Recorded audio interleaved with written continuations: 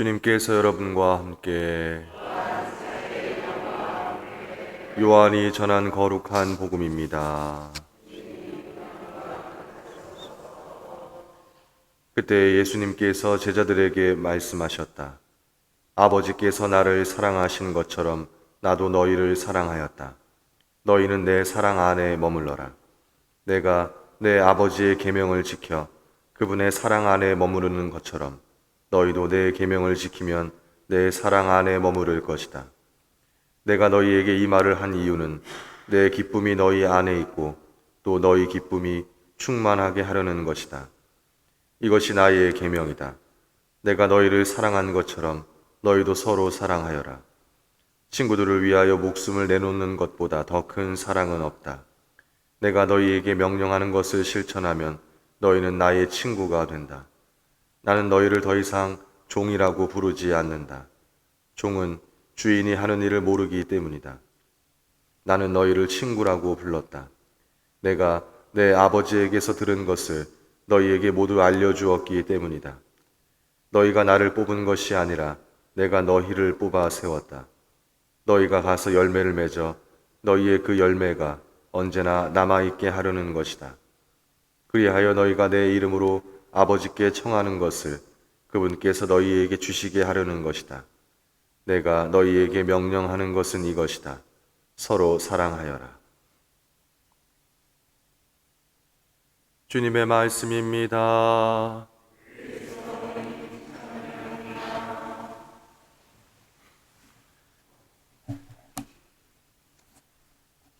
너희가 나를 뽑은 것이 아니라 내가 너희를 뽑아 세웠다.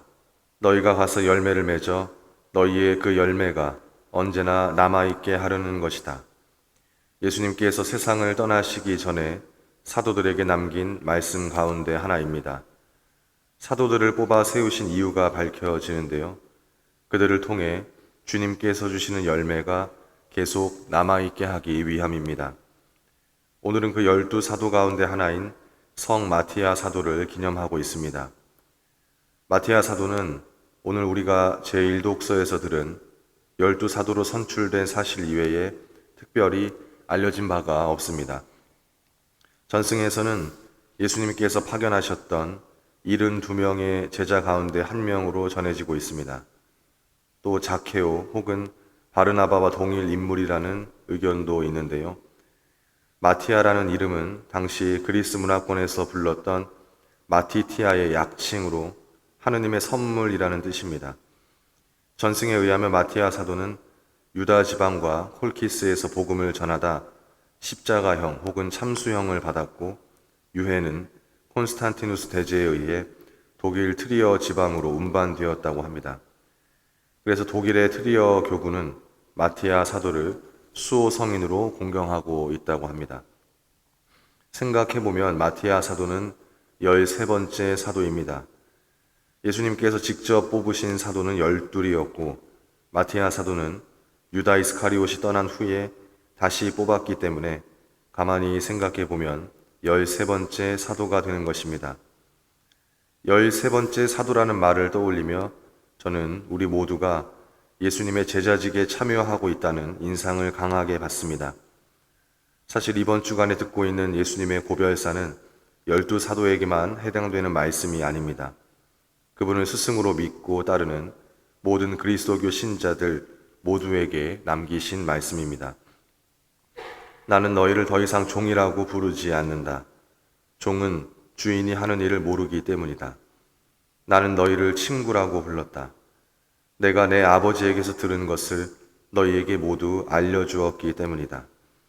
예수님께서 우리를 친구라고 부르십니다. 우리 모두는 예수님의 벗입니다. 우리가 그분의 벗이라면 그분을 위한 일들에 내가 할 일, 네가 할 일이 따로 없을 것입니다. 나는 예수님의 13번째 사도이자 그분의 벗이다 라는 생각이 우리가 하느님의 영광을 위해 무엇을 할 수 있을지 이끌어 줄 것입니다. 사랑하는 형제, 자매 여러분, 사도 추기를 기념하며 예수님의 제자됨에 관하여 생각해 보게 됩니다. 특히 마티아 사도는 예수님 승천 이후에 사도가 되었습니다. 그러나 마티아 사도는 다른 사도들보다 믿음이 약하거나 열정이 부족하지 않았습니다. 그분께서 뽑아 세웠다는 확신과 믿음으로 그리스도의 복음을 선포하였습니다. 13번째 사도인 우리들도 그 확신과 믿음으로 오늘을 살아가면 좋겠습니다.